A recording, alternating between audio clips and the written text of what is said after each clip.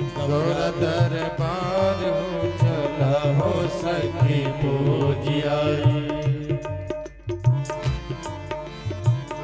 गौर दरबार हो, गौर दरबार हो, चला हो सखी पूजियाई। गौर दरबार हो चला हो सखी पूजियाई। गौर दरबार हो चला हो सखी पूजियाई।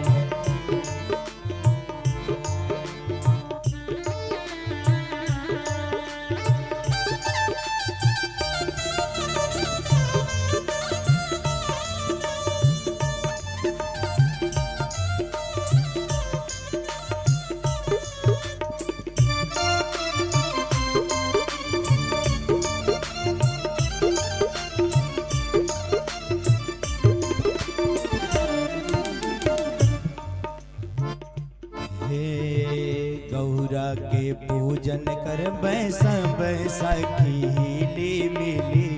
गौरा के पूजन करबे सब सखी हिली मिली। गौरा के पूजन कर सब सखी हिली मिली।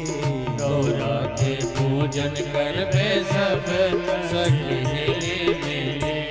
गौरा चिक करबै सर हो सिंगार हो चला हो सखी पूजियाई। गौरा दरबार हो चला हो सखी पूजियाई। गौरा दरबार हो चला हो सखी पूजियाई। चला हो सखी पूजियाई। गौरा दरबार हो चला हो सखी पूजियाई। गौर दरबार हो, चला हो सखी पूजियाई। पूजियाई पूजियाई।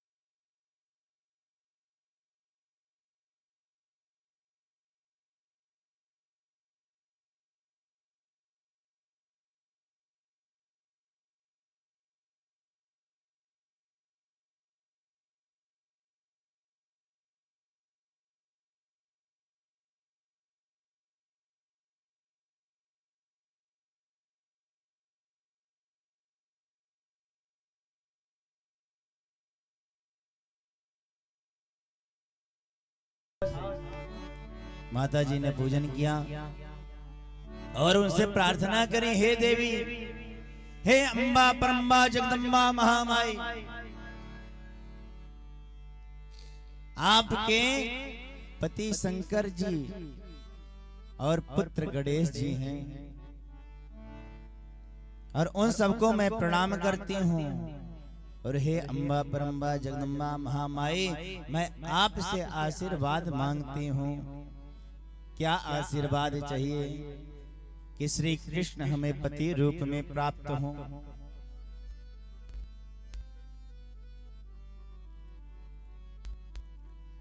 आज बाबा कहते हैं, अरे विनय प्रेम बस भई भवानी।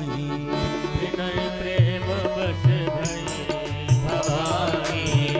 सखी खसी माल मोरत मुस्कानी। खसी माल मोरत मुस्कानी। जही पर सत्य सने हो। जही पर सत्य सने हो। जही पर सत्य सने हो। जही पर सत्य सने हो। सो नहीं मिलाई न कछु संदेह हो। नहीं मिलाई न कछु संदेह हो। सोई मिलाई न कछु संदेह हो। सोई नहीं मिलाई न कछु संदेह हो। और पूजा करके जैसे ही रुक्मणी जी निकली तो बड़े बड़े योद्धा पहरे रास्ते के दोनों ओर खड़े थे और सब नशे की हालत में हो गए। और उसी समय गोविंद ने रथम समारोप्य सुपर्णलक्षणं राजन् चक्रम परिभूय माधव। तभी रुक्मणी जी को रथ में बिठाकर ऐसे ले चले जैसे सियारों के मध्य से शेर अपना भाग ले जाता है। और अब तो शिशुपाल के साथी और राजा अपने को धिक्कारने लगे। अहो धिगस्मान यस आतन्धन्वना गोपैर्हितं केसरिणां मृगैरिव।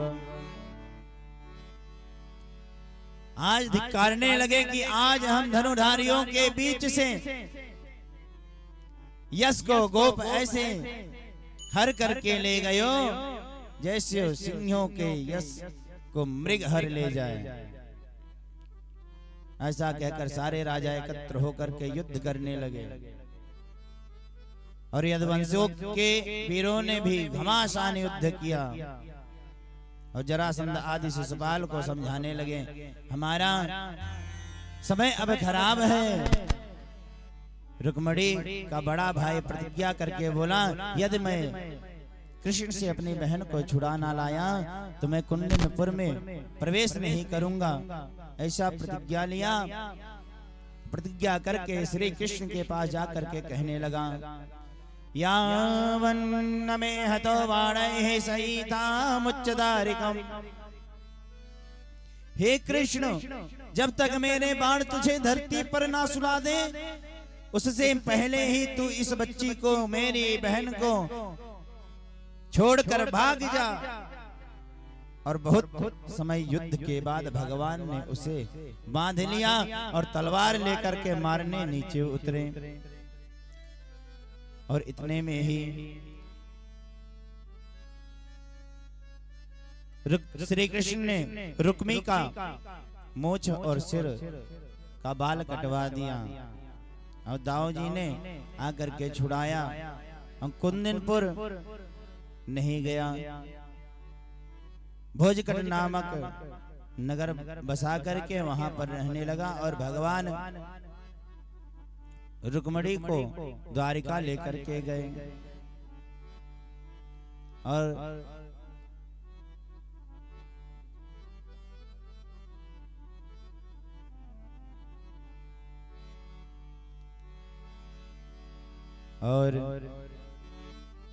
भगवान जब लेकर के गए तो विवाह की तैयारी होने लगी।